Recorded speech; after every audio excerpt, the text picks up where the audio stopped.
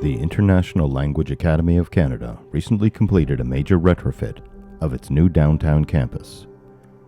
Originally built in 1953, this building has undergone a comprehensive interior and mechanical renovation with a focus on energy efficiency and indoor air quality. At the core of this retrofit are two NOVA Oxygen8 energy recovery ventilators.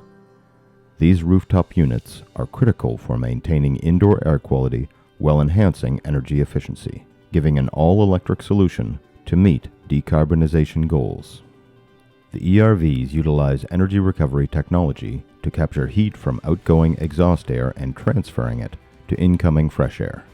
This preconditioning process reduces heating and cooling loads, lowering energy consumption and improving overall system efficiency. The units, with a capacity of 1600 CFM, integrate direct expansion heating and cooling coils. These are fully compatible with the building's Variable Refrigerant Flow system, ensuring a steady supply of tempered fresh air throughout the office's classrooms and student amenities. This modern ventilation solution is a key element of the retrofit, providing superior air quality and comfort for all building occupants.